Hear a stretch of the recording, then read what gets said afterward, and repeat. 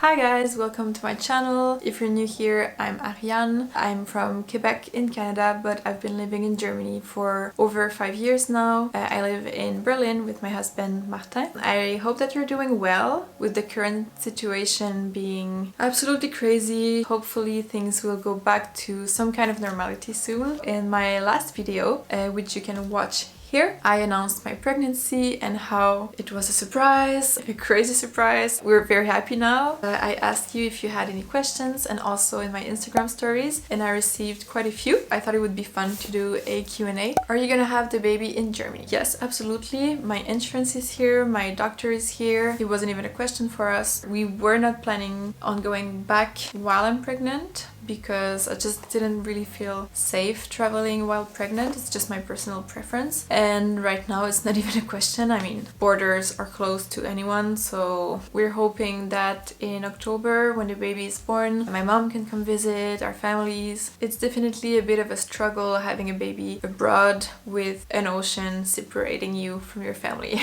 Will the baby have the double citizenship or dual citizenship? And no, it used to be that way, but now you have to have at least one parent be German so that your child also has the German citizenship, so our child is gonna be Canadian. I'm already thinking about the nightmare of filling out all the paperwork, but it's a problem for future us, so.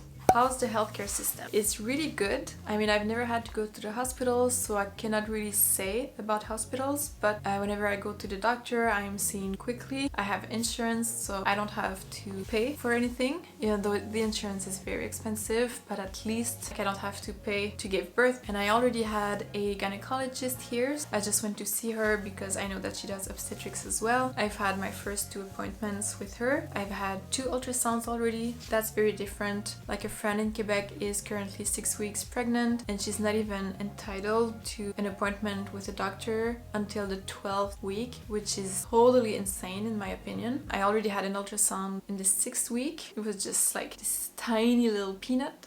It was just to make sure that everything is good, there's really a baby in there. And then I had another one at 10 weeks, which is also quite early, but my appointments are always 4 weeks apart, so that's why I had it so early. Also here in Germany, even when you go to the hospital, babies are delivered by midwives, not doctors. Probably C-sections are doctors, but vaginal birth is performed by midwives. So I think that's interesting. Does it disturb your daily life a lot? I would say that it really doesn't, because we work mostly from home, and the first few weeks were really hard. Going to the office was a big challenge, and my boss was super understanding, and he said, like, I didn't have to ask. He just said, Ari, if you're not feeling good, don't come to work. Take your computer with you every night before you go, and if in the morning you don't feel well, just stay home, work from home, don't feel bad about it. And that was really great, because there were nights where I barely slept because I had to pee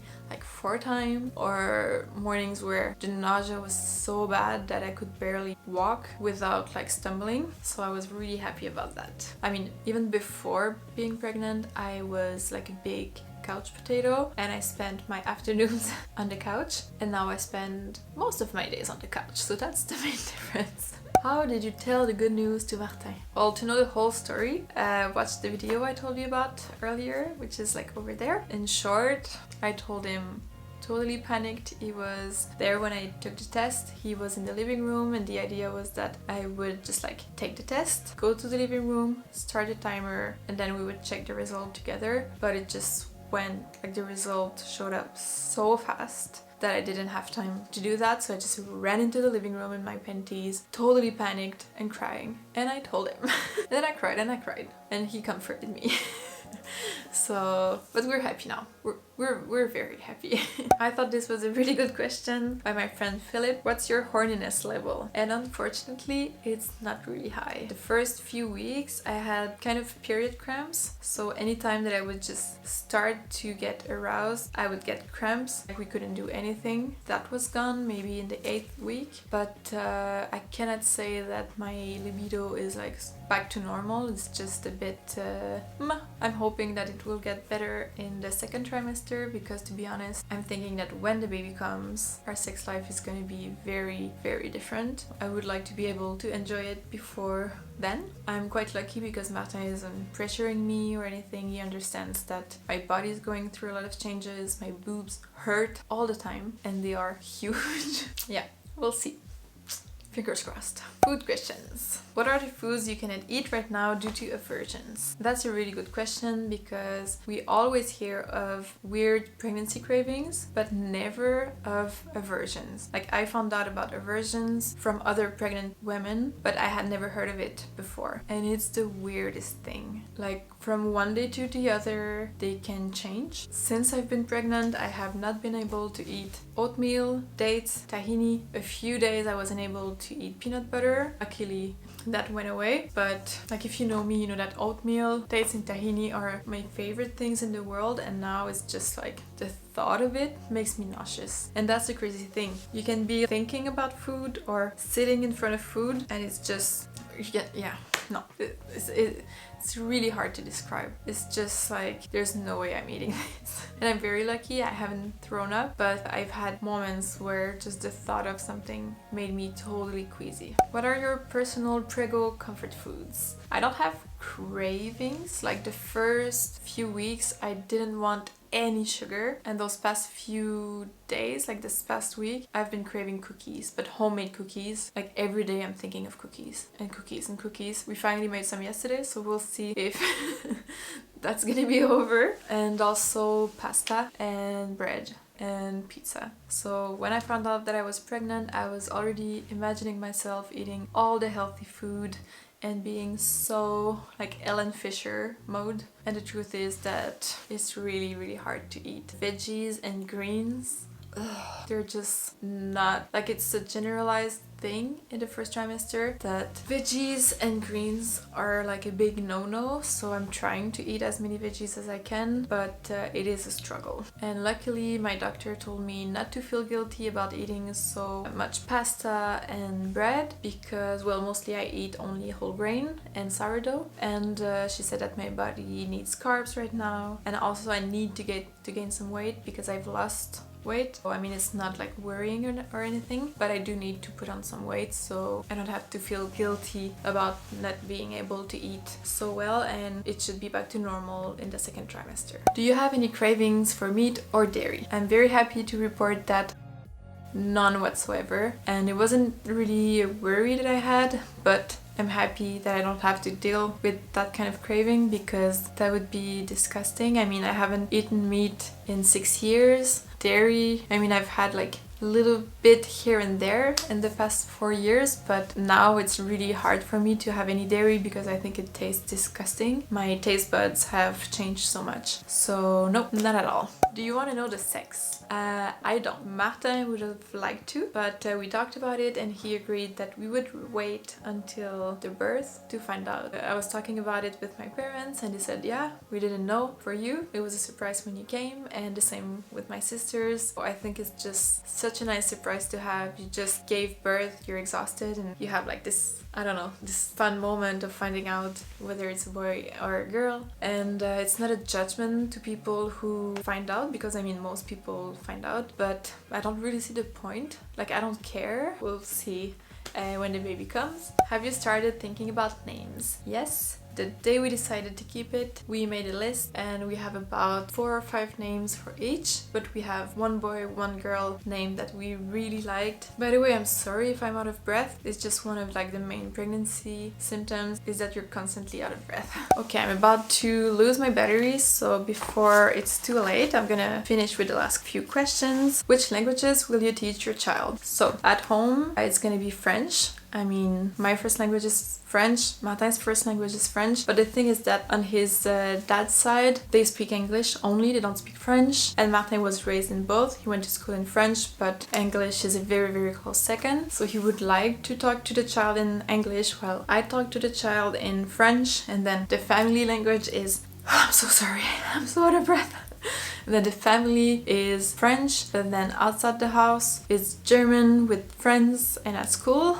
So we will see about that. I would prefer to put the focus on French, and English can be learned later. So it's still up for debate. Will you do some preparations? I'm not sure whether she means like physically or in the house. Physically, I'm gonna try to be as fit as possible because, as I said, I'm a potato. I'm not a fit potato, and giving birth is a marathon and I would like to be prepared for it. And also it's better for the baby if you are working out a bit. And we want to take prenatal classes, but everything is cancelled for now, so we hope that within the next 20 weeks we'll be able to take them. For the apartment, we live in a 1-bedroom apartment, so we have 1 bedroom, 1 living room, 1 kitchen. We were planning on buying everything second hand, but again, with the virus, we can't go to the store, we cannot go to people's house. I don't really want to buy things secondhand to be shipped either. It's kind of everything is on ice, but we will be very minimalist in what we buy, and we're gonna cloth diaper for sure. We will prepare when the time comes, when society functions normally again. And the last 2 questions. Do you plan on giving your child any values that you and Martin have, or do you want to let them choose everything for themselves? I mean, we don't really have any parenting plan. I would like to learn more about gentle parenting. I think that Marta and I have really good values that are just part of who we are, so that's not even a question. I mean, the child will grow up with us teaching them those values. Whether it decides to be a good person or not is up to them. I'm not too worried about it, and because people might be wondering, yes, the baby will be vegan. It is totally safe. We are well informed. Like, compassion is very important, and yeah, it's a value that I want to transmit to my child. And last question, what do you think a relationship should be like to be able to raise a child in a stable and loving household? I think it's very important to have 2 parents who respect each other. I mean, love is a given, but respect is so important in my opinion. I love Martin so much, and sometimes if I'm being like emotional and I'm being a bit impatient, or if I talk to him in a way that I probably shouldn't have, I always reflect on it and realize it. Like, he doesn't have to tell me like, hey, you said this and I didn't like it. I know immediately like what I said came from a bad place, like from negative emotions that have nothing to do with him, and I will apologize. And I don't have any pride when it comes to my relationship with Martin, in the sense that I would rather apologize and have him feel respected and loved and safe than be right. And I think I can say, it sounds super cheesy, but Martin and I have a perfect relationship. We barely fight, and when we do, it's always silly things and we make up like within an hour. We always make sure to make the other one feel good about themselves, lift them up, and we're a team. And I think that this baby is gonna be our biggest challenge yet, but it's a challenge that we are happy to take on together. I hope that you liked the video, that you actually found it interesting. If you have any more questions or comments, please let me know below. Don't forget to like the video, subscribe for more content. I'll see you in the next one. In the meantime, stay home, stay safe, and don't forget to call your loved ones. Bye!